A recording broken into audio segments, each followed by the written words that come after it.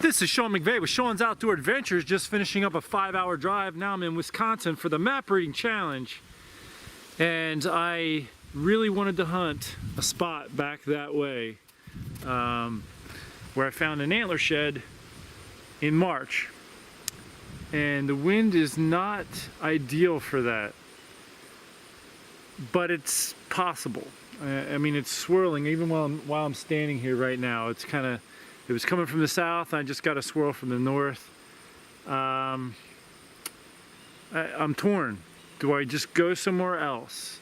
I was going to try another spot, maybe going in blind spot I haven't been to that might be a little more conducive for this type of varying wind. But there's a part of me just saying, just go for it. Just go. Now that I'm here, part of me saying, just go for it. You're going to find out in moments what I'm going to agonize over and then make a decision on. Let's see what happens. Well, you don't have to go far to find deer out here, as you can see by that trek, but I'm going far. And I'm going to give the saddle a try. This is what I'm looking like here, packed up. Here's my bow. I'm going to just go give it a try. My concern is the wind. I'm going to be, being blown around in a tree quite a bit tonight because of the intensity of the wind. But we'll see. It's going to be an experience with the saddle. Almost forgot the stick. I'm doing the one stick method. So let's get in the woods. It is right now 3:15 on September 26th. And the Wisconsin season's been open for, I think, since the 15th. I was in Missouri for the Map Reading Challenge down there. So we're just now getting to Wisconsin. And it's Thursday. I saw quite a few cars parked for people hunting on my way in here. Surprised me, 2 o'clock in the afternoon on a Thursday when I was seeing them. So there's definitely plenty of hunters out right now. But these woods are so big, hopefully I won't run into anybody. I'm about halfway back to where I want to get to. And I just came upon this. You can see all of the leaves have been nibbled off of these branches. And there's remnants of a scrape right here. There's the overhanging limb. You can see there's sort of a trail that comes up through the woods here. Goes right through there, over there. I'm right now sandwiched between two clear cuts. So, I mean, this is kind of tempting. The only thing is, where the deer are bedded is probably fairly far, because these clear cuts are fresh cuts, so they're not thick yet. They're good for browsing and feeding, on the young growth, but not necessarily bedding. And these woods are wide open right here. So I'm going to pass up on that sign. And it's just a thought to you, if you're going into a spot and you come across really good sign, you still got to ask the question, where are they going to be eating and where are they going to be bedding? And the deer most likely are bedding a little too far from here to be reaching that area right there during daylight. It's probably the middle of the night. Like if you were to put up a trail camera right there, you're probably going to get pictures of bucks walking through there at 1 and 2 in the morning. So I'm going to keep going back into the deep woods, see what I can find. There's signs of a deer run right there. Right where I'm standing, this is a saddle right here, kind of on a hilltop. There's definitely deer crossing here. Stuff like this is tempting to stop and sit up at, but I'm going to keep going. Go check out that spot that I had marked before and just see what the sign looks like. I could always come back out to this and set up here for the night. I got time. It's 3:25. Shooting light's probably till, 7:20, something like that.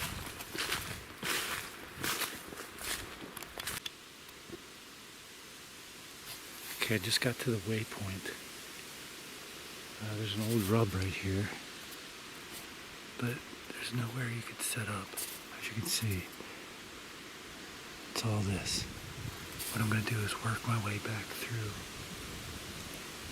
about 50 yards and see if I can find anywhere to set up. It looks like there's a bigger tree back in about 35 yards. I'll get back in and see what that looks like back in there.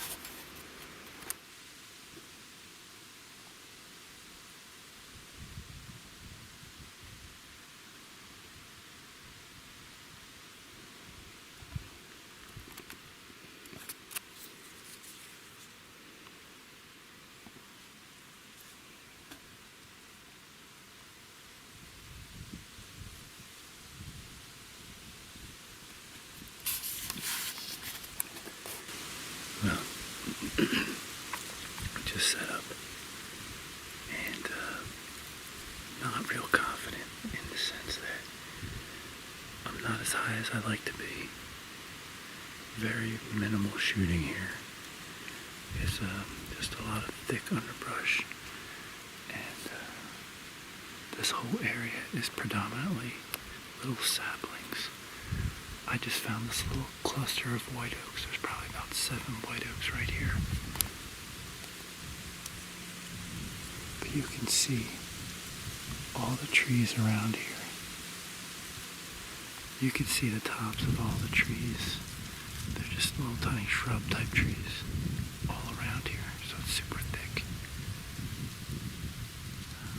The only chance I have of this really working out well is if the deer come from that direction this way, because the wind's coming this way, and I'll have to get a shot before they smell where I walked or smell me. So basically, this is my best. Right there is probably my best chance. Or right there. Aside from that, it's gonna be tough, because anything over that way is gonna wind me.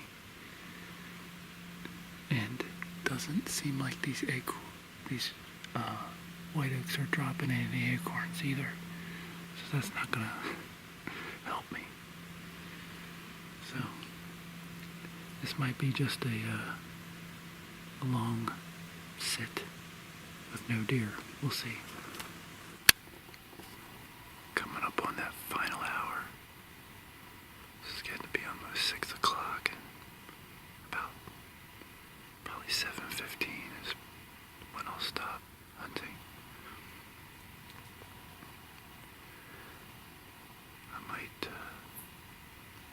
This setup is just not good for trying to call in some deer, but the leaves are so dry that I might be able to hear some deer walking around in the surrounding area. The wind has died down, so I could try calling him, but chances are if it's a decent buck, he's going to go on the downwind side of me and just wind me. I'm only like probably 18 feet up off the ground, and it slopes up over that way, so I mean my stand's blown right into the hillside over there, so if they go on that side of me, it's over. I'll just wait and listen. If I feel like I hear something out in the distance, I might try calling to it. So we drove to the closest town to get something to eat, and the main road is closed, so all the shops are pretty much closed. And we stopped at this gas station on the other side of town, and Shane was getting a couple things, some sodas and like a burrito out of the refrigerator, and the girl rings up and just says like $52 and something cents. We were both like, what? She's like, $52.42. And Shane's like, for what? And she looks down. She's like, oh, wait a minute. So she charged him like $40 some for this little burrito thing, instead of like $4 and whatever cents. So that's the highlight. Now she's outside having a cigarette.